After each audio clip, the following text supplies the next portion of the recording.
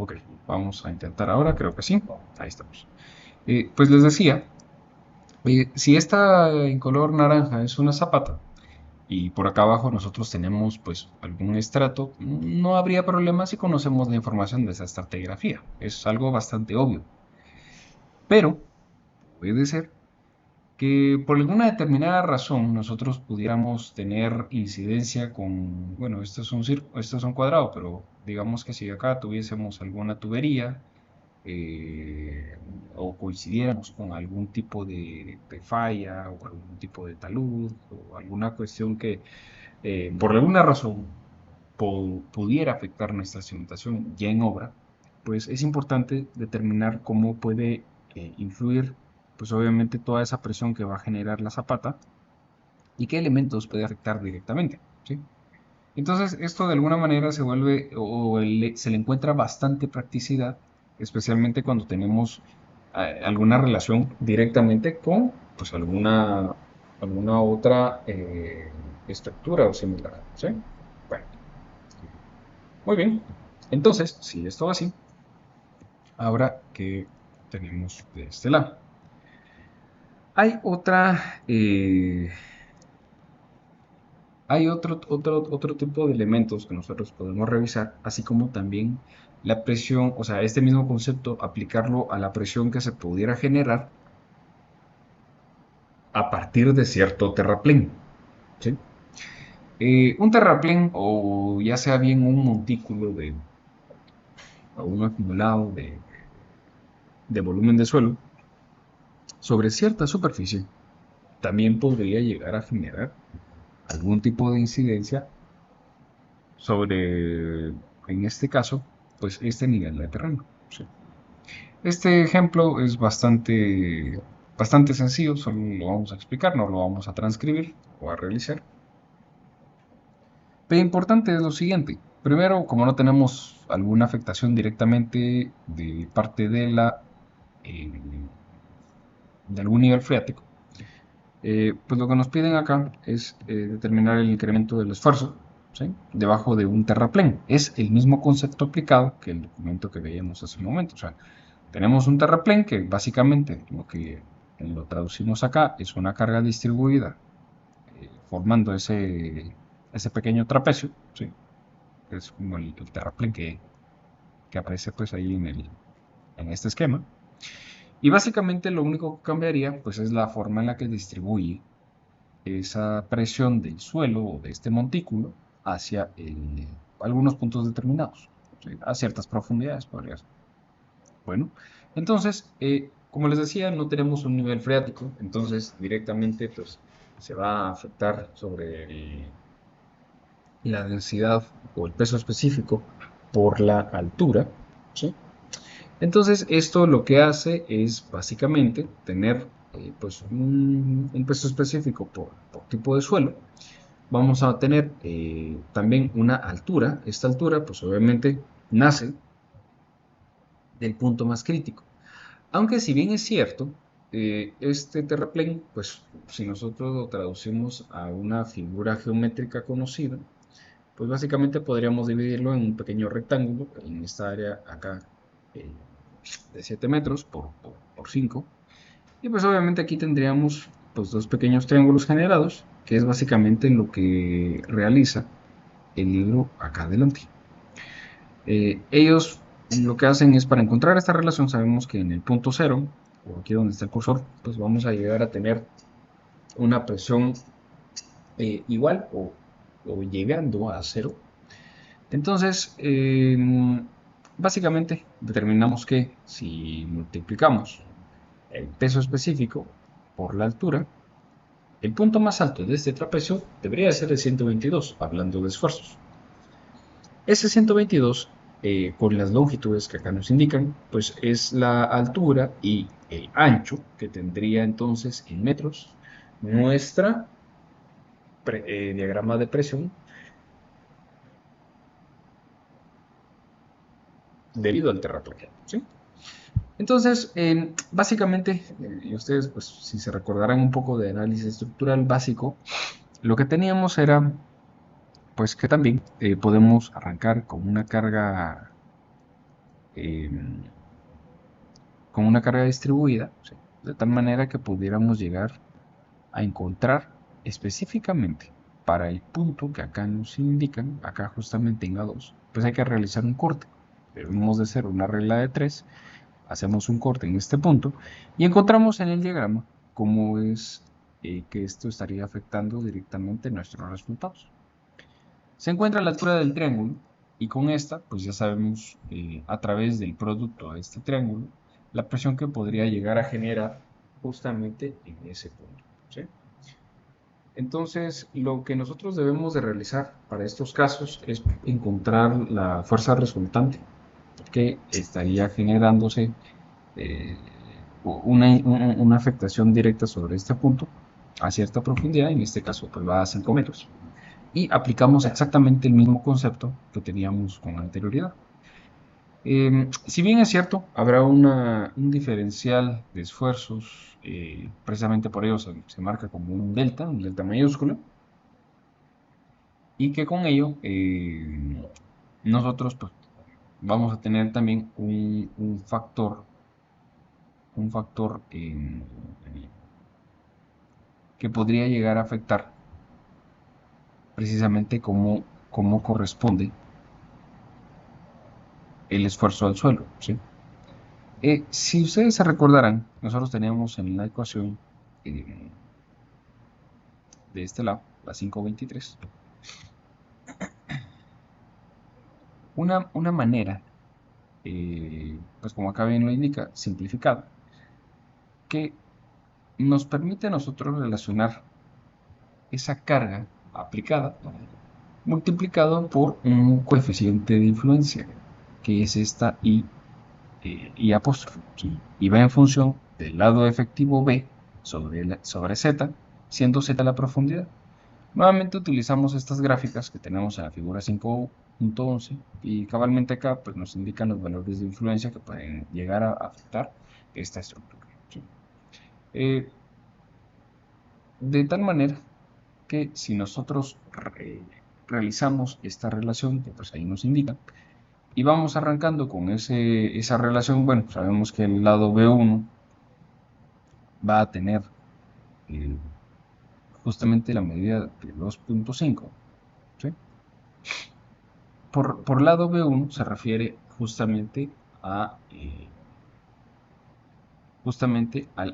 lado, ¿sí? Que tenemos en, vamos a hacer mejor aquí el rectángulo, justamente por acá, ¿sí? Ahorita se está hablando sobre el incremento de esfuerzo en el área 1, que básicamente corresponde a esta primera mitad.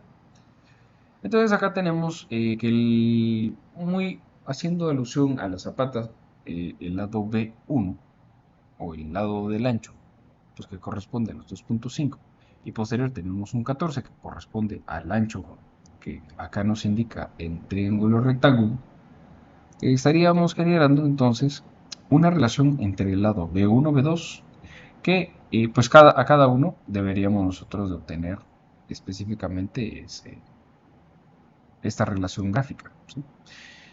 De tal manera que a partir de ahí es de donde se genera esta estimación, ¿sí? Perdón. Dado que los dos lados de la figura son simétricos, el valor de I va a ser por 2, digamos, pues hay que sumar ambas veces el mismo. Entonces, en la figura 5.11 se determina que el factor de influencia equivale a 0,445, ¿sí? Entonces, lo que nosotros vamos a realizar es de que tomamos aquí el factor de 0,5 y 2,8, que si de alguna manera nosotros lo pudiésemos plotear acá, vamos a tratar de hacerlo aquí un poco.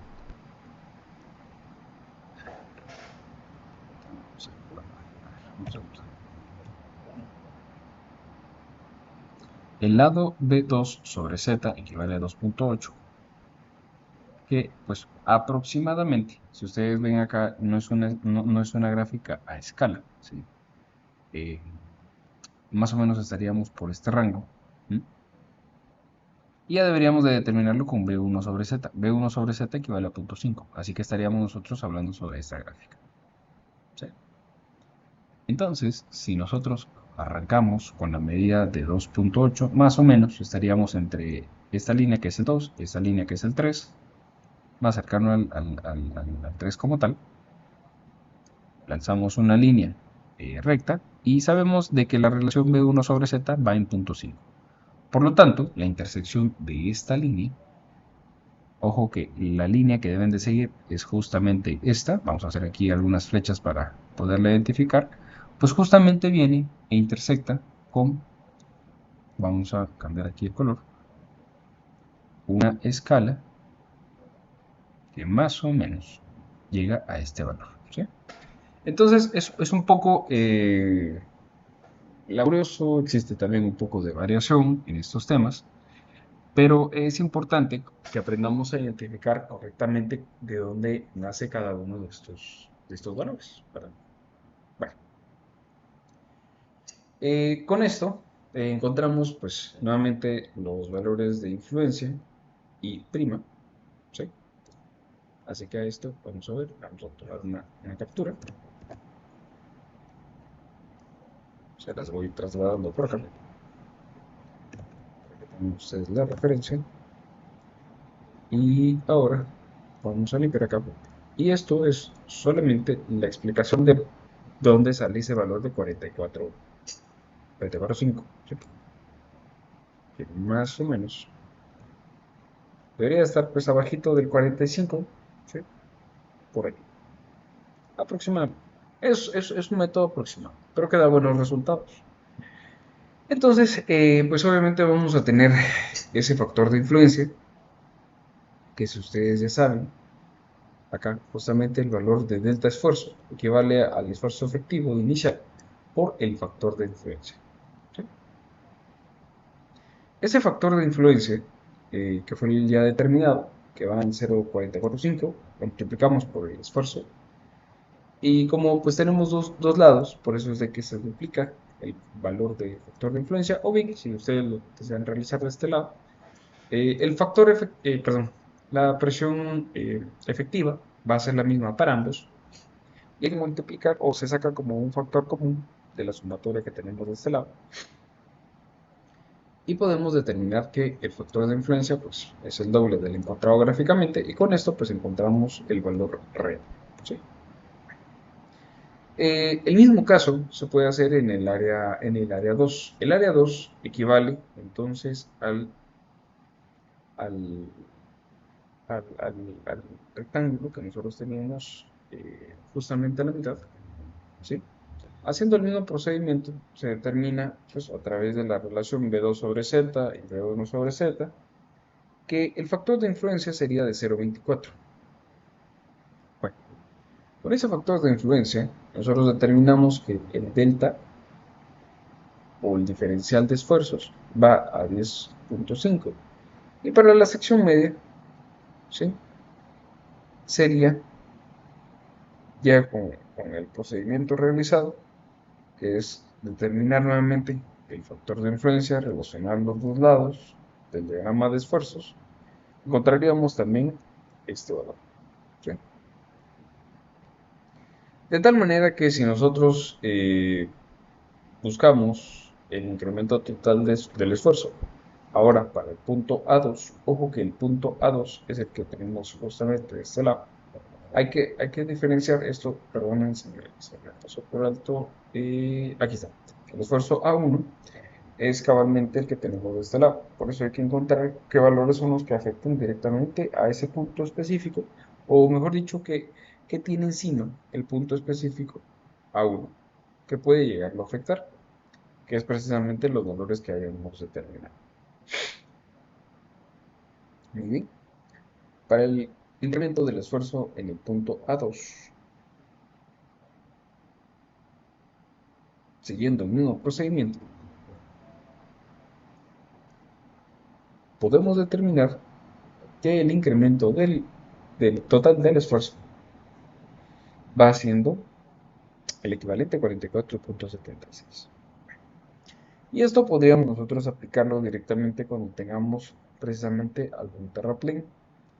¿En qué momentos podría llegar a afectarnos esto? Pues obviamente en algún punto se puede llegar a tener la necesidad de hacer algún acumulado de material, que si la densidad fuese muy alta y el valor del suelo que lo contiene fuese pues preocupante, relativamente baja, o para no afectarlo, pues podría revisarse a través de estos cálculos. ¿Ok? Hablando un poco acerca también de la aplicación física.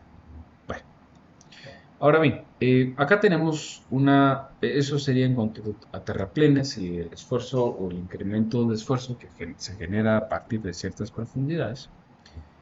Em,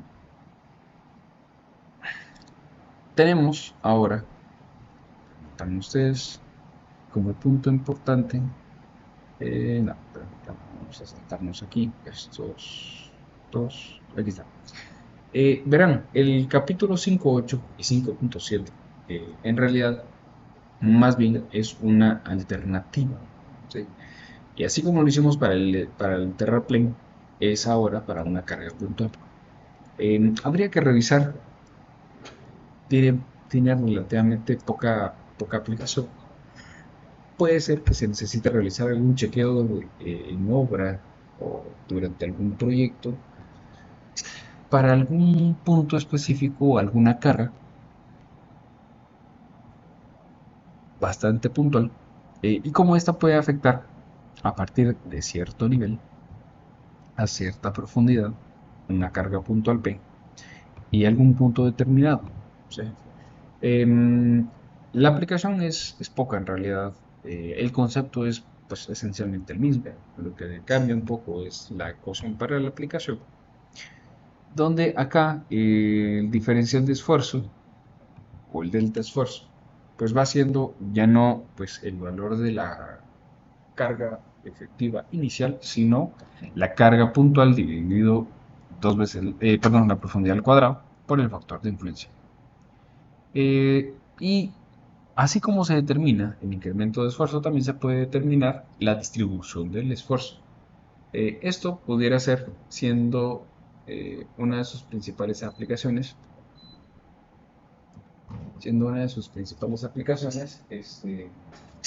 el determinar a cierta profundidad o con ciertos estratos dónde podría llegar a afectarse o no algún estrato específico. Bueno, ahora bien, estos dos apartados, estas dos subsecciones del capítulo 5 o secciones del capítulo 5, en realidad no las vamos a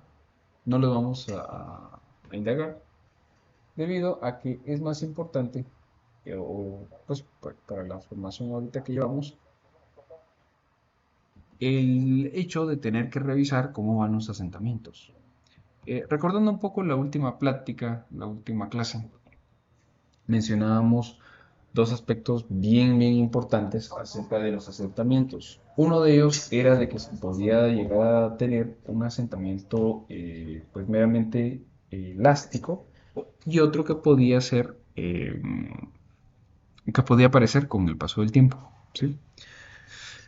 Hay una forma para poder determinar el asentamiento elástico, ¿sí?, de la cimentación sobre una arcilla saturada. También hay para otros valores, pero especialmente los asentamientos elásticos lo que nos van a dar es justamente ante cierta carga distribuida inicial, carga efectiva inicial, pues justamente cómo puede llegar a sentar el tipo de suelo que nosotros estemos, el tipo de suelo que estemos analizando.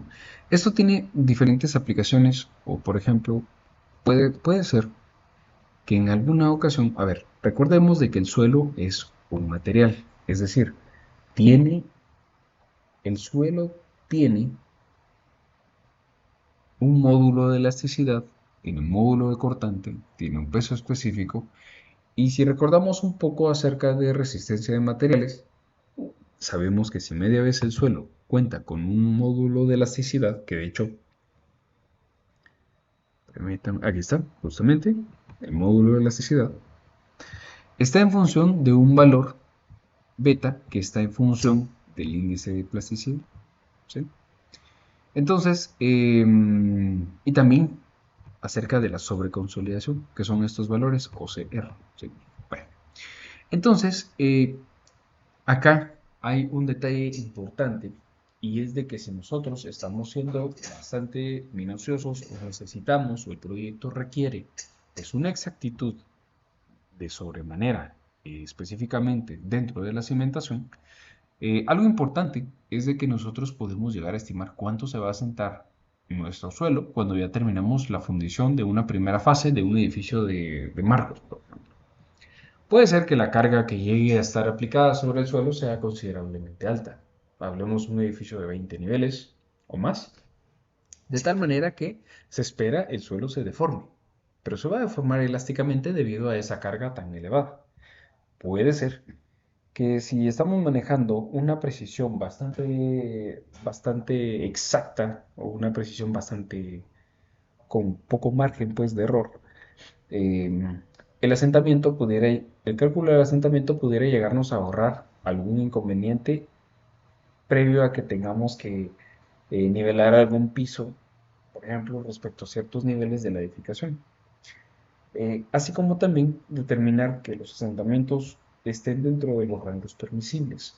Y precisamente esto tiene que ver con alguna carga que va a estar aplicada, que básicamente lo que va a generar es una carga distribuida inicial y esta pues obviamente tenemos que aplicarla sobre cierta área unitaria.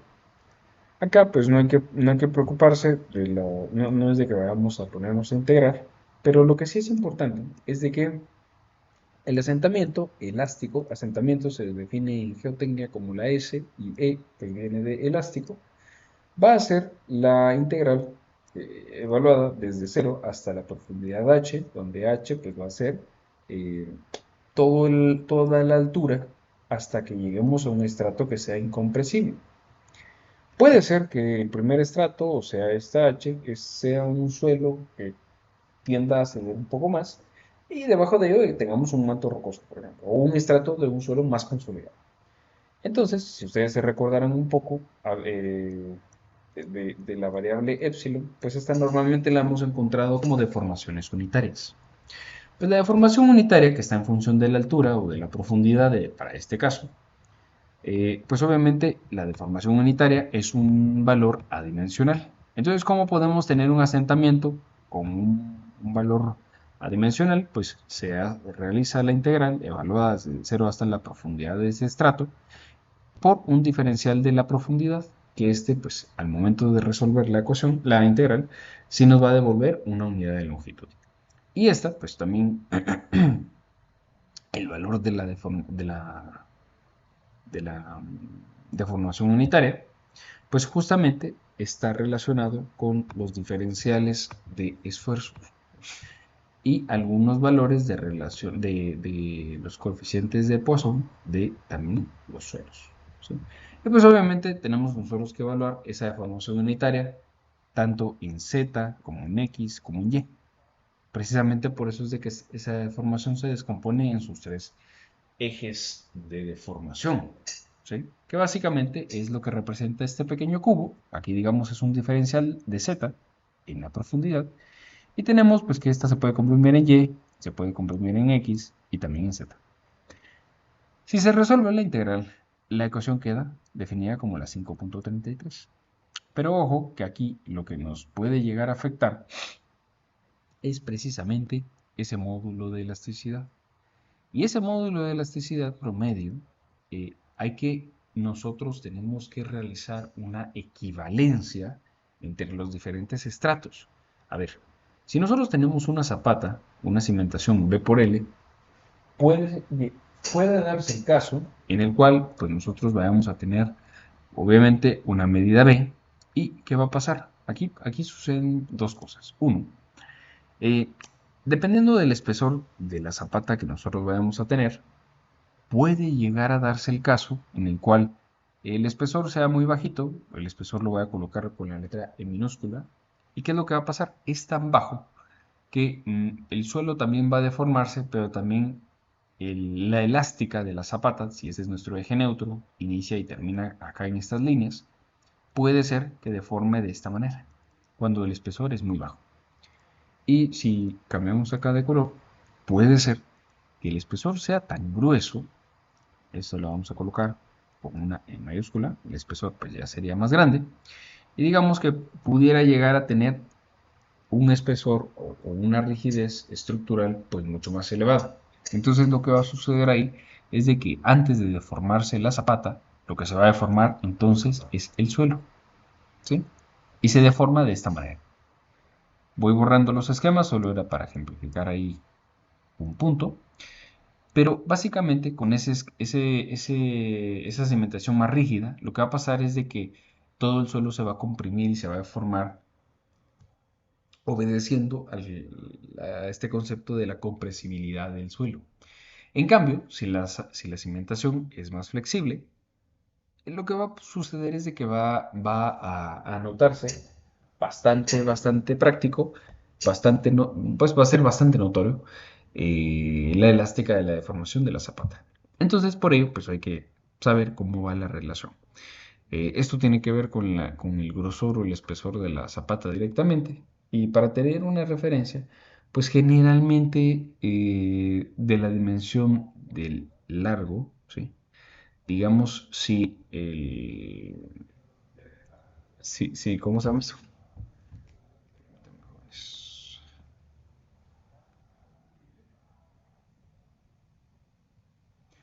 Si básicamente nosotros tuviéramos una dimensión acá, ¿cómo saber si tengo una zapata gruesa o una zapata delgada? Pues esta medida normalmente, eh, digamos, pues tiene una medida L, ¿sí? Si, por ejemplo, acá tenemos un espesor, pues normalmente este es un criterio que de hecho yo también lo utilizo para la explicación de cursos como elementos finitos, por ejemplo, cómo diferenciar si un elemento es delgado o grueso, o un shell, por ejemplo, es thin o thick, delgado o grueso, dependiendo.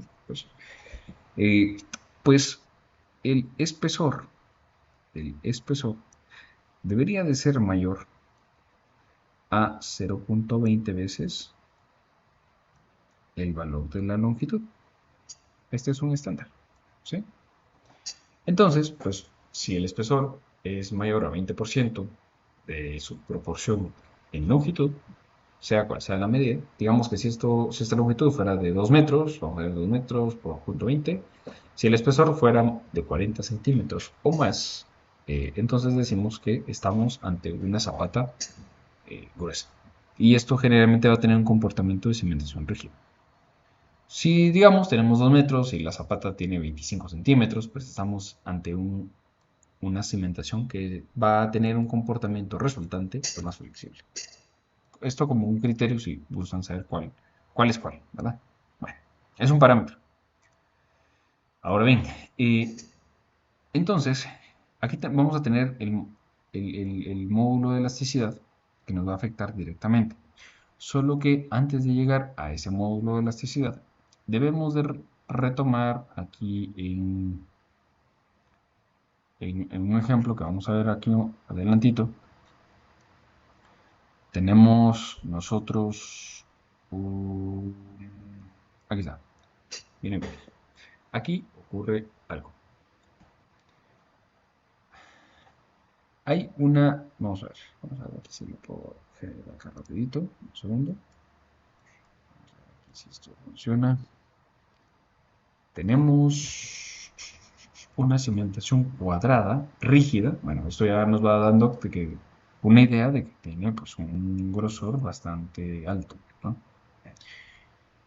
Nos indican que revisemos la figura 5.16. Ah, no, de hecho esa está más abajito, si me recuerdo. Ah, no, está antes, permítanme. 5.16. Ah, sí, justamente esta. Aquí está. Bueno, y nos indican que consideremos que es una cimentación rígida. Bueno, ya sabrán más o menos cómo va la medida. Eh, Tiene las medidas de 244 por 244 y en planta tiene perdón, tiene un desplante de 1,22. Este valor de DF va siendo de 1,22. pero está sobre un estrato de arena que normalmente, bueno, normalmente consolidado, un estrato de roca, se ubica a 1098, y aquí utilizaron un ensayo de penetración estándar. Solo que notarán ustedes, me imagino yo de su curso de mecánica de suelos, seguramente, o laboratorio de suelos o similar, o cuando hayan visto ustedes las diferentes pruebas.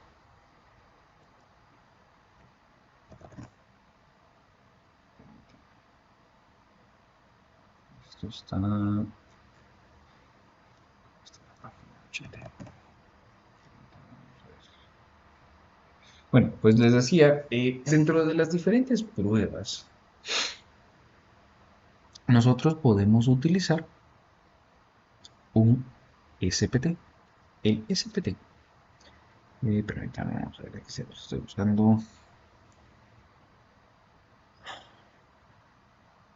Aquí va. Eh, Vamos a necesitar, ahí está. Número de penetración estándar corregido por condiciones de campo. Bueno. Entonces, ¿qué es lo que sucede? Normalmente, el, el valor de CPT lo que da es, bueno, yo tengo una probeta o un tipo de suelo que va generando cierta posición a cuando se ingresa al muestreador. El muestreador es este cilindro, ¿sí? Que básicamente aquí está anclado a una barra de perforación y lo que se hace es de que una máquina lo empuja, ¿sí? Más o menos, bueno, una máquina o una torre de perforación o un trípode. Pero, es que esta perforación por la vamos, permítanme, no hay algún esquema aquí rápido. Pero bueno, estoy seguro que conocen el SPT. ¿Alguien que no ubique cuál es el SPT? A lo mejor yo explicándolo ya lo dominan bien. Ok, todos claros. Entonces, con el SPT, muy bien. Entonces, si estamos claros, es fácil interpretar de que acá N60 es cabalmente pues, el número de golpes para la penetración en cierto estrato con cierta profundidad, ya corregido por las condiciones de campo. Bueno, esto lo que nos va a dar es una referencia de qué tan blando o qué tan bueno es el suelo, ¿sí? Hay que recordar que cuando llegamos a 30 golpes y no pasamos de ahí, pues lo que tenemos es un rechazo, ¿sí? Se clasifica como un rechazo. Entonces digamos que entre un suelo blando y un suelo muy rígido, podríamos decir que 7 golpes, 6.4 y 10.98, cada uno en ese estrato definido, no es una gran oposición, es un suelo bastante blando. Bueno, ahora aquí van a perdonar, pero el libro tiene un pequeño error. Es- Indica que la cota está en metros y bueno, pues el primer estrato que se pasó obtiene una resistencia de 7 golpes, arranca en 0 y termina en 2.44 metros. Esto sí está en metros, ¿sí? Esto está en metros. Y luego el siguiente estrato va de 2.44 hasta 21 pies, que equivale a 6.4 metros, ¿sí? Entonces ustedes pues rápidamente pueden hacer la comprobación. Tiene un pequeñito error aquí el libro. Si por ejemplo 6.4 metros, ustedes lo multiplican por 3.28.1, pues más o menos les da los 21 pies, ¿verdad? Esto está en pies, 21 pies. Así como también 3.36. Pero fíjense ustedes que aquí pasa otro problema. Como que hubo algún tipo de intercambio aquí entre información y lo que sucede en realidad, o la tabla real que hay que tomar es esta, ¿sí? Aquí sí está bien indicado. 10.98 en realidad corresponde a la cantidad de profundidad en metros. En cambio acá como que se traslapó, se corrió la tabla o hubo algún error y 10.98 lo muestran como la cantidad de golpes. Entonces solo para que ustedes tengan ahí la referencia de que pues, hay un pequeño error ahí en el librito, pero importante para notarlo e interpretar bien la información. Bueno, entonces, basémonos con esta tabla. No quería llegar a esta tabla todavía porque aquí hay algo que explicar. Para esto lo vamos a regresar. Por eso tengo esta página aquí a la par. ¿Qué sucede? Pues básicamente tenemos la profundidad de 0 hasta 244. Eso genera un delta Z, un delta profundidad de 244, efectivamente. Luego el siguiente estrato iba de 244 a 64. Esto quiere decir que el estrato tiene 3 metros 96 de altura o de espesor. Y finalmente de 64 a 1098, obteniendo así entonces un estrato de 4.58 metros de espesor. Los golpes 7, 11 y 14, estos pues sí ya suenan un poco más coherentes, porque obviamente mientras más profundo vamos, generalmente el suelo se pone más consolidado. ¿Ya? Eso es bastante obvio. Y ahora aquí viene algo importante. Ok, el suelo está más consolidado. Y a lo mejor también es un suelo más rígido. Por lo tanto, si es un suelo más rígido, más duro, quiere decir de que a lo mejor el módulo de elasticidad también se va a ver afectado. Podemos llegar a alcanzar un módulo de elasticidad alto. Vean ustedes que aquí se está llegando a duplicar. ¿Cómo se determina el módulo de elasticidad promedio? Esto está en la ecuación 2.29, que es la que tenemos. Perdón, tengo la tenía aquí la mano. Acá. Correlación del módulo de elasticidad según el número de penetración estándar. Bueno, y aquí pasa algo importante. Tiene mucho que ver en qué altura o a qué nivel de altura estamos nosotros ubicados. Les explico.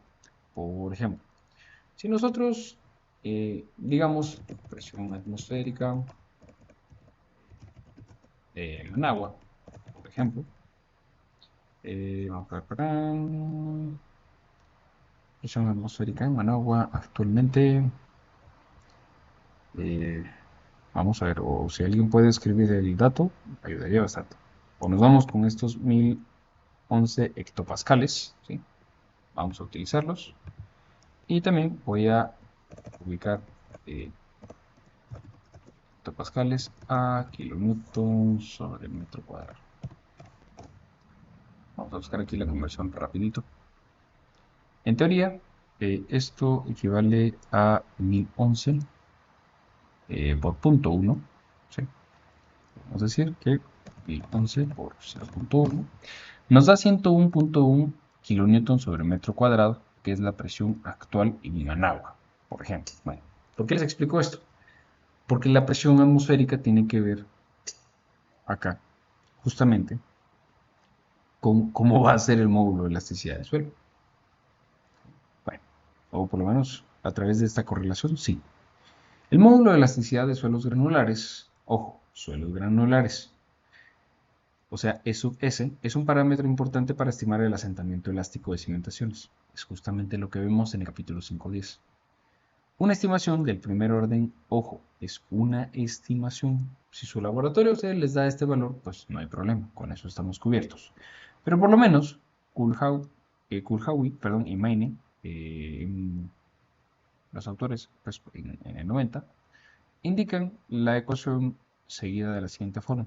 Módulo de elasticidad sobre la presión atmosférica. Ojo, esto tiene que estar en las mismas unidades que el módulo de elasticidad. Y precisamente por eso fue aquí la conversión, porque un hectopascal equivale a 0.1 kilonewton metro cuadrado, ya que acá lo que nosotros tenemos es el módulo de elasticidad en esas unidades. Obviamente, un número de golpes multiplicado por un número dimensional, pues produce un lado derecho de esta pequeña ecuación adimensional. Mientras que del lado izquierdo tenemos un módulo de elasticidad de kilonewton metro cuadrado, pues la presión atmosférica tiene que ir en las mismas unidades que el módulo de elasticidad. Entonces, en el ejemplo, para fines prácticos, asumen que la presión atmosférica pues, es sobre el nivel de mar, ¿sí? La presión a nivel de mar en cualquier país, en cualquier lugar, siempre va de 1000 hectopascales. ¿Sí? Y esto pues equivale a 100 kilonewton metro cuadrado. Entonces, aquí ya solo nosotros debemos de revisar qué valor de alfa utilizaremos. ¿Sí? Ya tenemos la presión, tenemos el valor de alfa y el valor N60 pues es el que nos determinó el estudio de suelos. ¿Sí? Que va justamente acá, en este lado. Ok. Entonces, si esto va de esa forma, digamos que en el ejemplo asumen que es un alfa de 10, ya que es una arena limpia, que normalmente pues, va a estar consolidada, ok, eso lo entendemos bien. Entonces, utilizamos el valor de 10, utilizamos el valor de N60, que es el que está descrito de este lado, y la presión atmosférica. Es decir, aquí haciendo un cálculo rapidito, vamos a ver por acá. Imaginen ustedes esto. Nosotros tenemos de 0 a 2.44, de 6.4 y de 10.98. ¿Sí? Entonces tenemos estos dos valores, van como Z. ¿Sí? Aquí tenemos el delta Z. Estoy transcribiendo el... Pero la ecuación era así. Permítame. Estamos. Tenemos el valor de delta Z. ¿Sí? Esto menos esto. La ecuación. Estoy solamente transcribiendo la tabla. ¿Sí? Para explicarles un poco cómo sería este resultado y el resultado si estuviésemos realizando este procedimiento para la ciudad de Managua. Acá tendremos un N60 que va en 7, en 11, en 14. Esos son golpes. ¿Sí? Golpes que produjo el SPT. Golpes corregidos. Porque el SPT siempre genera una cantidad de golpes, pero hay que corregirlos sin campo. Según Standard Penetration Test. ¿Sí? Una prueba estandarizada de extracción de valores. Entonces con eso estamos bien. Voy a borrar esto. Y ahora, aquí sucede lo siguiente. Digamos que hay que indicar la presión atmosférica. Para el ejemplo se utilizaron 100 kN sobre metro cuadrado. Pero ese módulo de elasticidad, bueno, y también tenemos un valor de alfa. Uy, permítame, se me corre aquí, ahí estamos.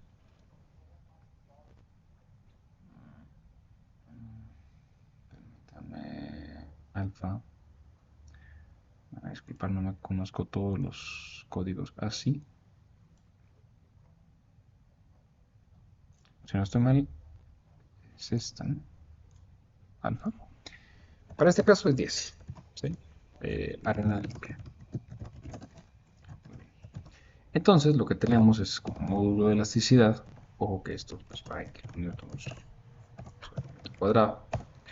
Aquí lo que debemos de tomar es la presión atmosférica. Voy a fijar celda. Multiplico por el valor de alfa, celda, y multiplico por el número de golpes. Precisamente nos da los valores del libro. Pero si, por ejemplo, la presión atmosférica fuese, ahora voy a copiar todo esto, lo voy a pegar acá, digamos que fuera la presión atmosférica en Ciudad de Managua, entonces sabemos de que, pues según la fuente consultada hace un momento, andaba en 1011. Sería 1011 o 0.1. Y lo único que debemos de corregir acá es este valor. Aquí también vamos a bajar esto. Vamos a ver. B13. Bien. Pues simplemente digamos que si estuviésemos realizando este tipo de ensayo, pero para la ciudad de Managua, normalmente pues estaría un poquito más elevado el módulo de elasticidad. Nada más que eso, es solo un detalle por ahí. Pero independientemente, lo que hay que hacer ahora es encontrar algo así como un promedio en base a la profundidad. Precisamente ahí se utiliza la ecuación 542. Para la ecuación 542, lo que nosotros tendremos es lo siguiente. Consulto, ¿esto quedó claro? ¿Alguien que tenga alguna duda? Ok, pero vamos bien. Gracias.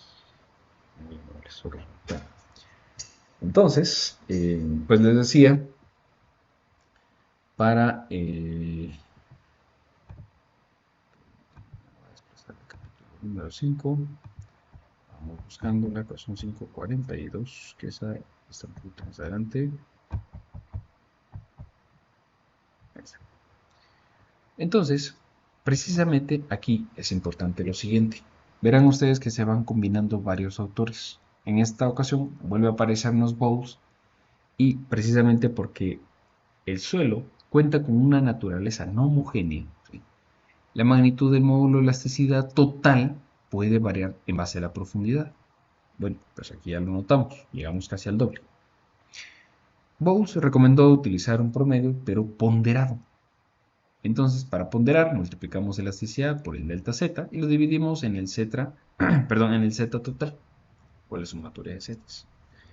Entonces, en este caso, lo que deberíamos hacer para encontrar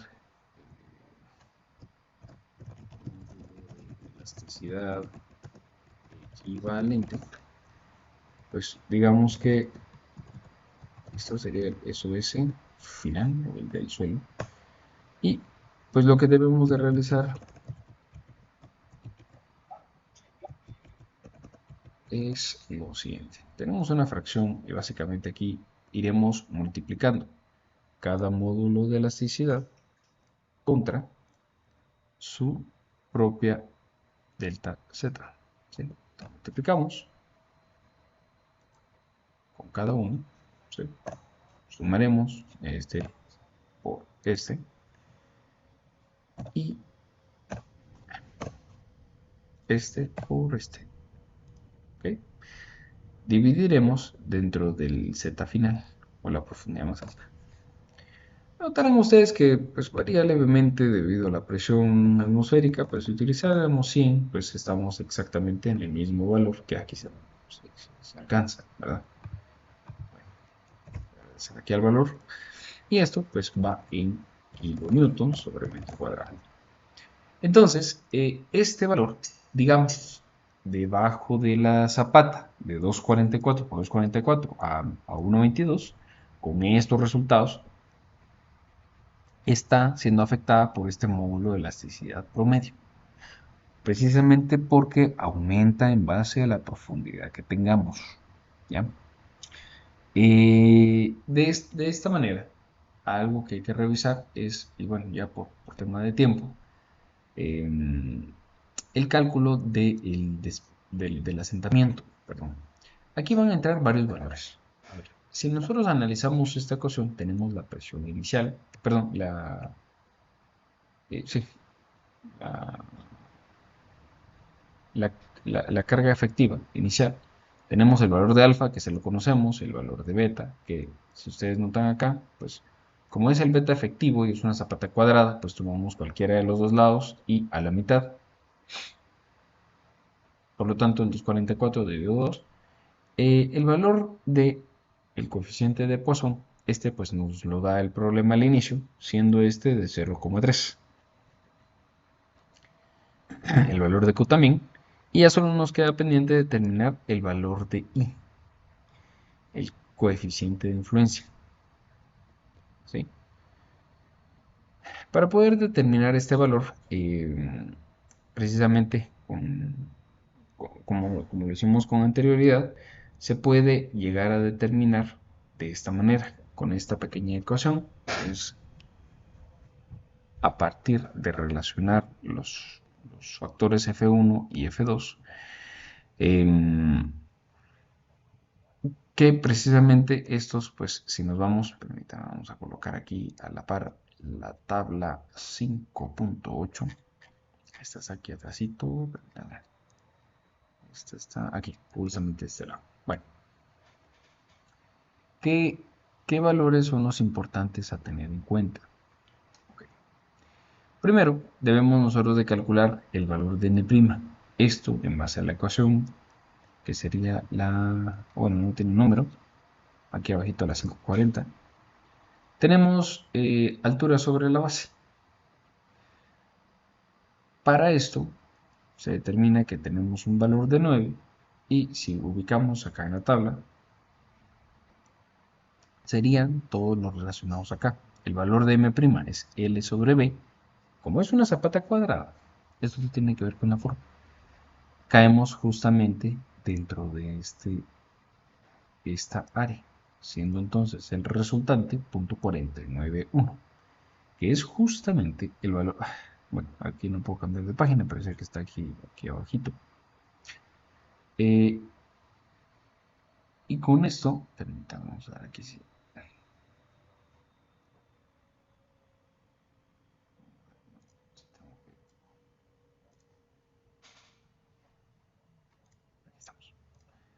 Bueno, entonces, aquí está el valor de F1.491, que era el que teníamos hace un momentito por acá.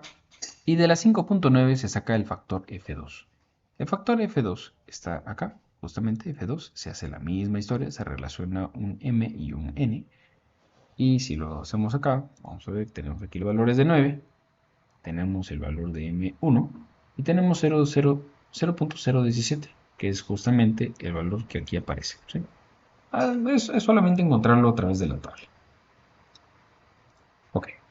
Ahora, si lo relacionamos en la ecuación, multiplicamos por 2 veces coeficiente de Poisson, dividido 1 menos coeficiente de Poisson, aquí está el F2, aquí está el F1, encontrados en tablas, determinaremos de que el factor I sub S, que es el que está descrito, permítanme un segundito, aquí está, el factor de forma, ¿sí? Que nace de esta, aquí está, I sub S, ¿sí?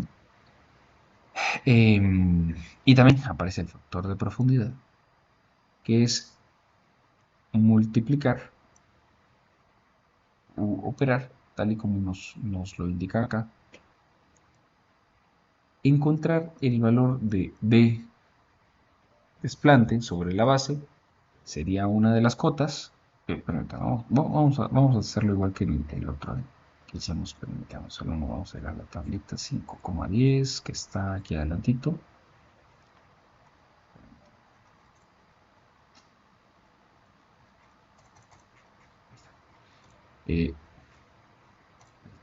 5,10, pues tenemos que el valor de mu o el valor del coeficiente de Poisson va siendo de 3. Entonces estamos nosotros dentro de este primer rango, ¿ya? Habría que determinar a partir de estos valores, noten ustedes que la relación entre el desplante sobre la base es de 2,44, ¿sí? Perdón, la base de 2,44 y esto pues anda en una relación de 0,5. Más o menos deberíamos estar en un valor intermedio entre estos dos, ¿sí? Más o menos. Y B sobre L, que es exactamente el mismo valor, lo que nos hace es seleccionar estos valores iguales a 1. ¿Ya? Entonces, precisamente lo que hacemos es interpolar entre 0.81 y 0.74. Y bueno, el libro de texto lo que hace es decir, bueno, el valor que está entre estos dos va de 0,78. Si es de 0,78, entonces ese valor usted ya lo puede sustituir directamente dentro de su ecuación, ¿sí? Recordando que es el factor de forma. El resto de los valores ya los tenemos. Aquí cambiaríamos el valor por el encontrado en el Excel, que si ustedes se recordarán andaba en 11.487, no, 362. Y con esto, ya después de haber operado los cálculos y la última ecuación del asentamiento elástico, obtenemos que andamos alrededor de un asentamiento de 25,66 milímetros. Y con esto se finalizaría entonces el cálculo respectivo. ¿Sí? Con este asentamiento, también otro método para encontrar la respuesta es a través de la ecuación 541 acá.